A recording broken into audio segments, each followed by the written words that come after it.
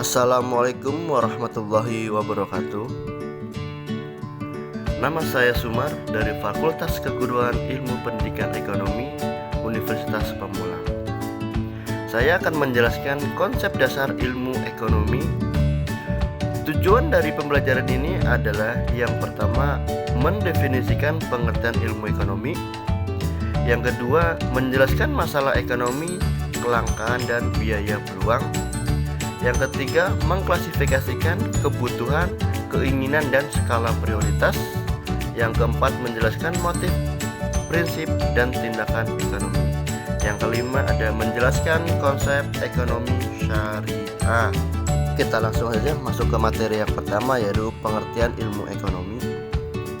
Manusia sebagai subjek dalam kegiatan ekonomi akan selalu dihadapkan pada masalah-masalah yang berhubungan dengan pemenuhan kebutuhan hidupnya. Upaya manusia dalam memenuhi kebutuhan hidupnya merupakan kajian ilmu ekonomi yang paling mendasar.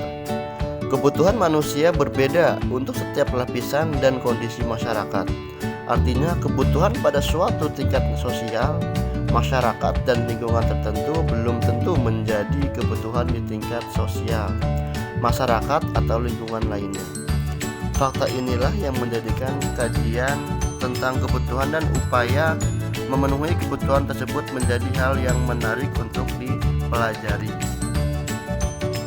Definisi ilmu ekonomi menurut para ahli, yang pertama itu ada M. Manulang. Ilmu ekonomi adalah suatu ilmu yang mempelajari masyarakat dalam usahanya untuk mencapai kemakmuran suatu keadaan ketika manusia dapat memenuhi kebutuhan baik barang maupun jasa. Yang kedua ada Albert Marshall. Ilmu ekonomi adalah ilmu atau studi yang mempelajari kehidupan manusia sehari-hari. Materi yang kedua adalah masalah ekonomi. Barang atau benda menjadi alat pemuas kebutuhan untuk memperoleh diperlukan adanya pengolahan yang disebut dengan produksi. Dalam proses produksi dibutuhkan berbagai sumber daya ekonomi atau faktor-faktor produksi. Di antaranya yaitu yang pertama ada sumber daya alam. Faktor sumber daya alam adalah sumber daya yang tersedia di alam semesta, baik secara langsung atau tidak langsung dapat digunakan untuk memenuhi kebutuhan hidup. Misalnya tanah, air, sinar matahari, dan barang-barang tambang. Sumber daya alam sudah tersedia di alam, tetapi masih harus digali terlebih dahulu agar dapat dimanfaatkan oleh manusia. Yang kedua ada sumber daya manusia.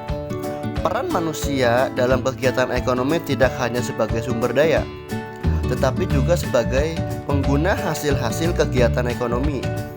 Kelangkaan sumber daya manusia terdiri atas kelangkaan secara kuantitas dalam bentuk jumlahnya secara fisik, dan kelangkaan secara kualitas dalam bentuk kemampuan pikirnya. Untuk mengatasi masalah kelangkaan tersebut, manusia dituntut untuk meningkatkan kemampuan pikirannya, yaitu dengan meningkatkan pendidikan, pengetahuan, keahlian, dan penguasaan teknologi. Secara umum, sumber daya manusia atau tenaga kerja dapat dikelompokkan menjadi tiga, yaitu yang pertama, tenaga kerja terdidik, skill labor, atau tenaga ahli atau tenaga mahir, yaitu tenaga kerja yang mendapatkan suatu keahlian atau kemahiran pada suatu bidang karena sekolah atau pendidikan formal dan non-formal. Contohnya guru dan dokter. Yang kedua ada tenaga kerja terlatih atau tenaga kerja terampil, yaitu tenaga kerja yang memiliki keahlian dalam bidang tertentu yang dapat melalui pengalaman kerja, contohnya supir, pelayan toko, montir, atau pelukis. Yang ketiga ada tenaga kerja tidak terdidik dan tidak terlatih atau tenaga kasar, yaitu tenaga kerja kasar yang hanya mengandalkan tenaga saja, contohnya kuli bangunan, buruh angkut, buruh pabrik, dan pembantu rumah tangga. Yang ketiga ada sumber daya modal. Sumber daya modal adalah segala sarana yang digunakan untuk menghasilkan barang lain. Sumber daya modal bisa berbentuk uang dan berbentuk modal fisik, yaitu bahan mentah, gedung, peralatan, dan mesin-mesin. Kelangkaan sumber daya modal bermuara pada kemauan dan kemampuan manusia.